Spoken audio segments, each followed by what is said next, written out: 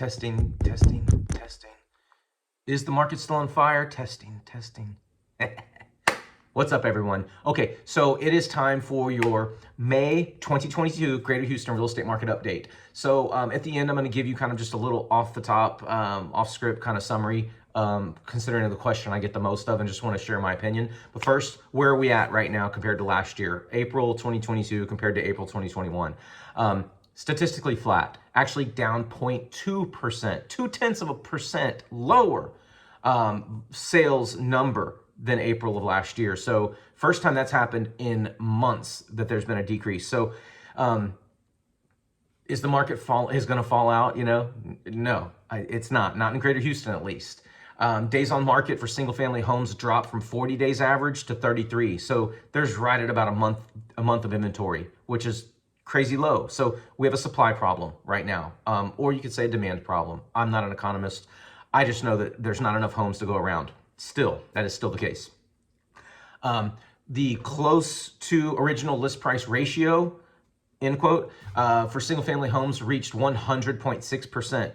So basically the highest ever. So if a home's listed at 400,000, it's selling for like 402, you know, or whatever. It's the average sales price is recording higher than the average list price, and that's the highest ever. So majority of buyers are paying over list price, and sometimes well over list price.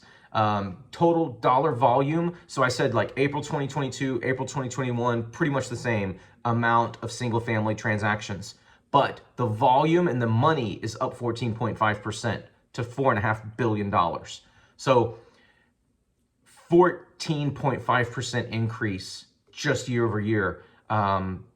Insane, right? So the single family average price rose 14.9% to the average single family home price in Greater Houston, Texas, pay attention please, $426,000. It was just months ago I said, hey, $400,000. The average price point of a single family home in Houston starts with a 4 now. Never has that been the case, ever. And now we're at 426. I mean, anyway, I'll give my opinion at the end. That's the number, that's the data, right?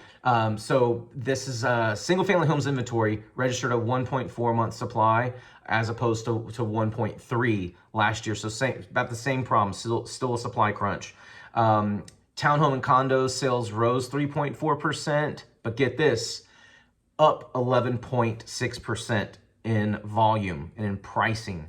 So 273,000 is the average condo townhome price point in Greater Houston, record-setting high. Now this will drop your jaw, and if you are an investor or you are in the rental space, this will matter to you. Single-family home rentals rose 17.2%, with an average rent up 10% to $2,164. So the average price point is a little over $2,150 for a rental property in Greater Houston, single family home, backyard, driveway, garage, typical single family home. Okay, so opinionated portion of the update starting now. I see inflation as kind of the biggest issue driving everything.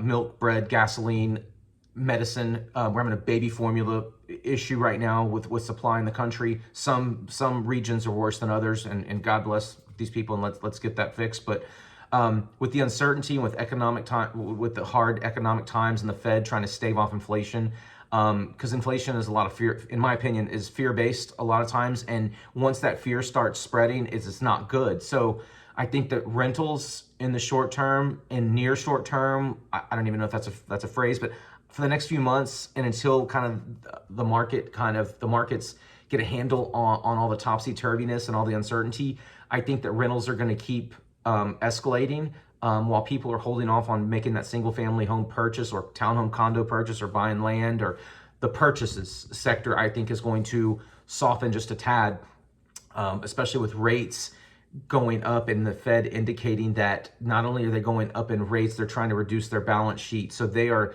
not only increasing the Fed fund rate, which is the rate at which they lend banks the money, taxpayer or printed Federal Reserve printed money.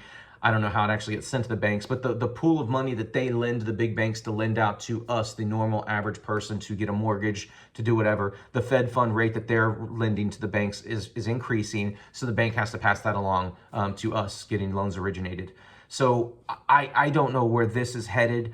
I feel that Houston is really a safe haven for hard economic times. If there's a nationwide pinch and a crunch across the country with our diversified job market, we're not a one-trick pony in oil and gas like we were in the 70s and 80s.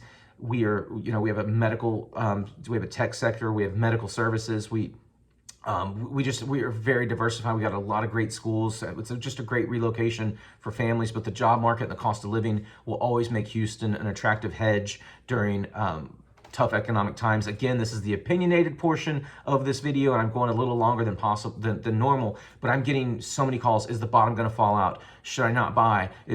I'm going to wait and see what homes are at in a year. I don't see the astronomical kind of just increase like new home construction was. You turn your back on the salesperson and like, oh, we were at 525 10 minutes ago with 20,000 in closing costs and design center incentives. Sorry, my boss just called me. It's 535 and they're cutting the incentives in half.